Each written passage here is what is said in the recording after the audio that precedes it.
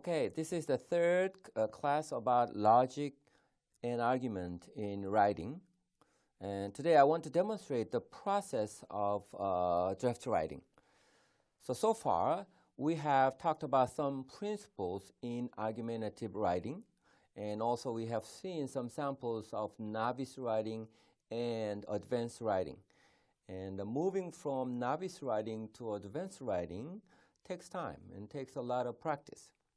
So one way to speed up that process is to spend more time on rewriting. So when we say rewriting, it means you work on the same materials over and again by writing a draft and revising it. And really, this is the secret to good writing, and all professional writers go through this process. So if we summarize this process, it looks like this. So this writing refers to a argumentative writing. So argumentative writing means you are making a claim in your paper. So 70 or 80% of all writing belongs to a argumentative writing. So writing process can be broken down into 3 steps. Number 1 is creating, and then number 2 is shaping, and number 3 is correcting. So we go through this process. The first step would be you are creating and generating ideas or topics or problems that you're going to address in your paper. So this is a stage where you simply collect or gather ideas through brainstorming or frame writing, free writing, or other types of methodologies to generate ideas. At this stage, the writing is a sort of like a low-stake writing. Means it does not much pressure because it's an early stage and just you're gathering rough ideas. Once you have enough ideas, you pull together these ideas to shape into a point or argument. So here you start connecting ideas you have collected, and you revising them in order to build some kind of storyline or some kind of argumentative trajectory. Okay? So once you're done, then you now begin to corrections. So you're editing your writing. You're working on language forms in your writing. So this is what writing process looks like in generally. So writing is not something that you could do in one sitting. You have to go at it several times. And this is why I would call it rewriting is important. So one method to help us do these types of rewriting is what Peter Elbow says a direct writing process. Direct writing process is a procedure is pretty simple. The process is very simple. Just divide your available time in half. The first half is for fast writing without worrying about organization, language, correctness, or precision. The second half is for revising. So it means that it looks like this. You have available time, and then you divide it into these 2 stages. So the implication of this is you spend more time on revising your draft. Now, I'm not sure how realistic this is. And if you have 10 days, you have other things to do. You can't really spend the whole 10 days on writing this particular paper. So more realistic option would be maybe you have 2 days, for example. Still, you could work this way at the end, 9th and 10th day. Rather than this option, this may be better. You spend the first day on writing first draft, and then the last day on writing a second draft. So to make this possible, there are some assumptions to be met. First one is first draft writing should be easy because it's a rough draft you're building. It has to be pretty easy. And the second, you have to spend more time on rewriting, as I noted before. So this is a sort of contrary to what we have learned about writing process. Normally we sit down and try to write out the whole thing in a first sitting, trying to make it perfect. But Peter Elbow's idea is different, and now this Peter Elbow's idea is accepted in the field, and it became sort of norm. So let me give you some examples of first draft writing that we are accustomed to, and the first draft that Peter Elbow has been arguing. Suppose that you are writing a personal statement. The personal statement means you are describing your achievement, interest, aspirations when you apply for a job. So the example I'm going to give you is a personal statement on teaching. So statement on teaching discusses your philosophy, principles, method, because you want to be a teacher. You want to appeal to teachers or parents or school principals and so on, because you want to get a job at a school. So the first draft we normally accustomed to looks like this. It's a perfect writing. All contents are there, and it's written very clearly. But if your first draft looks like this, it'll be quite difficult to build. It's quite difficult for you to produce a perfect writing in one sitting, in perfect and then completed form. Besides, once you finish it, it's very difficult to revise it, because your ideas is already shaped into this writing. And this is not what Peter Elbow's idea of first draft. The first draft that we want to build should look like this. It's kind of incomplete forms. There's some quotation, there are some brainstorm ideas in the middle here and there, and there are some pictures that you draw from the internet, for example. So this is the image of first draft. It's easier to build. You can add ideas as you go, and you can change some ideas later on. So once you collect the ideas in your first draft, then you get into a revision process where you start connecting these ideas, revise them to shape into a story or argument. In that way, you make all these ideas into a more logical and coherent form. So this is what I want to demonstrate today, building first draft. Now, before we begin, there are a couple of issues I want you to keep in mind in building a first draft. First issue is what's called the premise and conclusion, and this is taken from a rhetoric and composition studies. So premise means previous statement or proposition from which another is inferred or follows as a conclusion. In other words, if you have an idea, but then there's an additional idea that is connected logically, so you have two ideas that have some logical relations. So let's take an example. High school students are not trained to communicate verbally with foreigners. Therefore, we need to provide more communicative tasks to help them practice with their speech skills. So we have these two ideas that are logically connected. So here, sentence A is premise. That's a previous statement or propositions from which another idea, which is B, is drawn or follows from a conclusion. So because you have A sentence, you can conclude a sentence like in B. So we need to provide more communicative tasks to help them practice with their speech skills. So this the concept, premise, and conclusion tells us that when we produce an argument, we are not just producing an opinion. We need to substantiate that opinion by adding examples or other sentences that is logically connected. And that's the first lessons I'd like you to keep in mind in building first draft.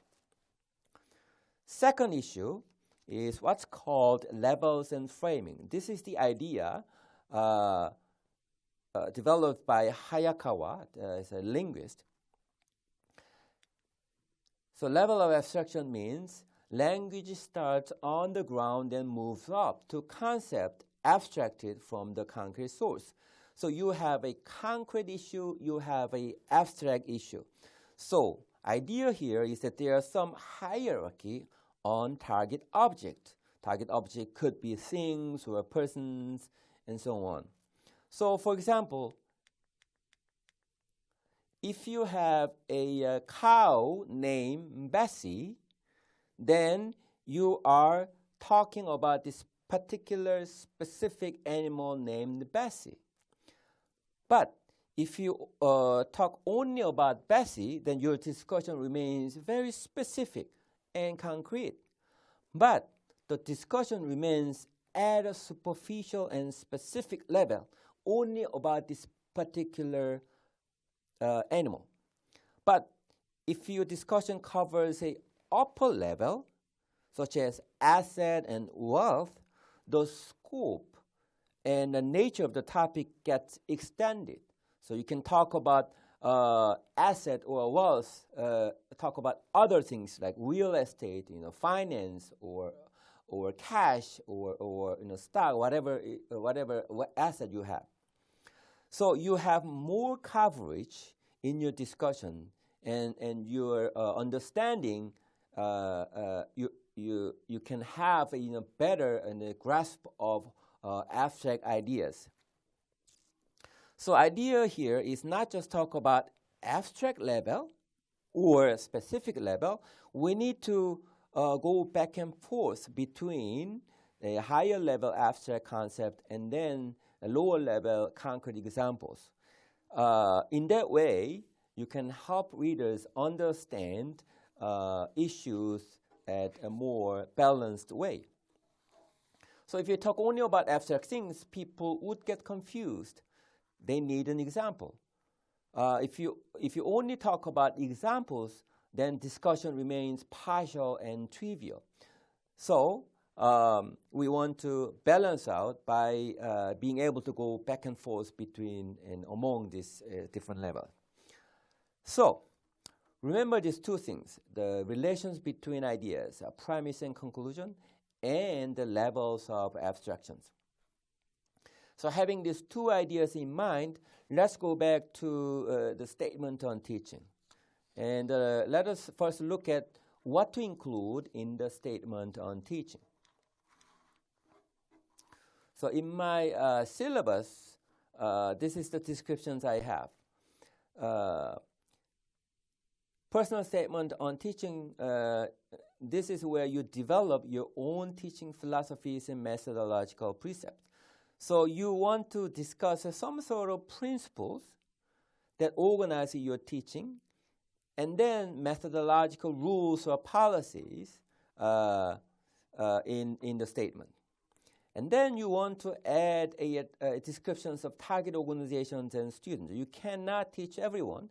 You teach particular group of students, maybe high school students, college students, middle school students. And then you also talk about types of schools, whether it's a college, whether it's a high schools, and so on. And also, it has to be theoretically or methodologically sound, so that the people in the field can accept your ideas. And what else? We also want to know what kind of teachers you would be, and what kind of experience you have, what kind of training you have, and what kind of personalities you have. This kind of help people understand what kind of teachers you are going to be at their schools. So, given these ideas, let us work on our first draft on teaching. And I brought this sample writing written by a student. Let's read this passage.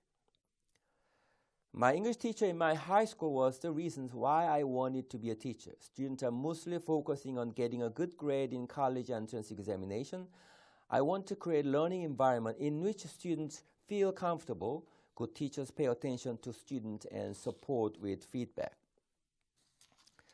Now, if you look at this passage, there's an issue of this person's high school teacher. So high school teachers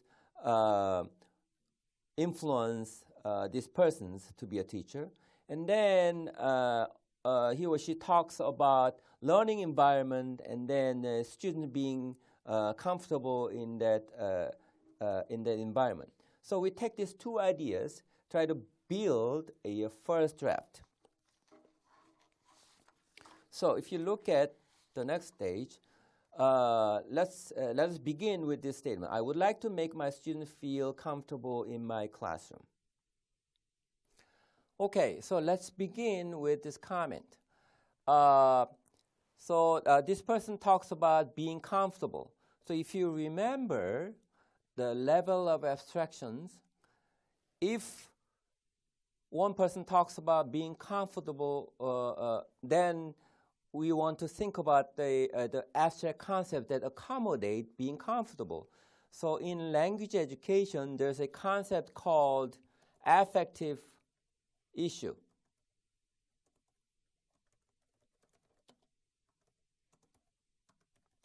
So affective issue talks about emotional issues, attitude, and motivation. So emotion, attitude, and personality, things like this. So this one, if you think about upper level even, then you could we can say this could be about learning environment. Depending on how you build your learning environment, that influence students' emotions and attitude and then personality or motivations. Okay, motivation is another important concept. Now, once you think about affective issue, then there should be cognitive issue. Cognitive issue is how you learn, how you learn about the new information. So it's about the intelligence issues and so on. So that could be cognitive issues. So how to learn, intelligence, maybe it's about learning information and so on. So if you think about the even upper level on this, maybe it could be related to teaching effectiveness, teaching method.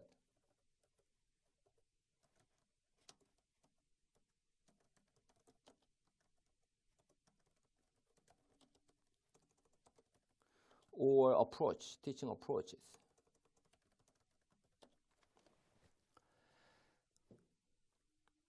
Okay? And also, we talked about what kind of person you are. So we just write what kind of person you are. Then underneath, you have how you brought up or your education experience. Maybe you can think about training and your schooling and so on. And then also you can talk about your personality, your attitude, your aspiration, and so on.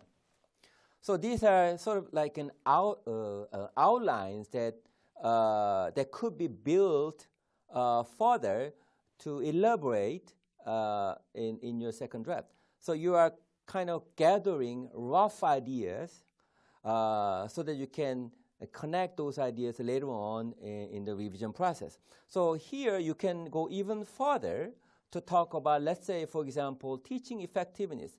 So in order for you to be much more effective, then you could talk about some teaching method you learn. So for example, communicative language teaching or integrative method. Integrative method is rather than teaching speaking, writing separately, you want to teach together so that students can learn language skills in an integrated way. So you say, in order for you to be much more effective, you want to use integrative method and so on.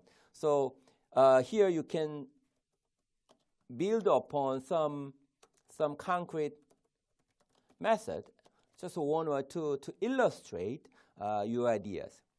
Affective domain is too. So motivation, let's say, for example, how to motivate students.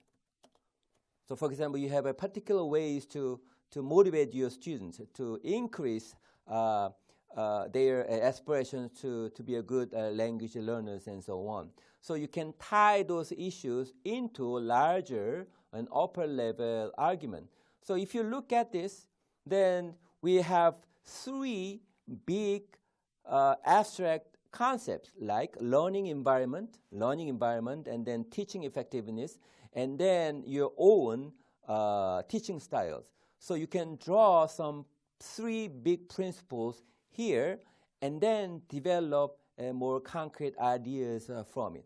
So this is just one way for you to build your first draft.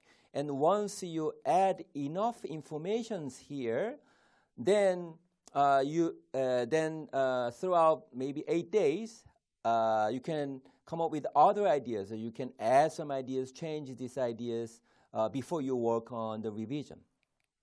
Now, once you're done and you're ready to revise your ideas, then you start connecting these ideas.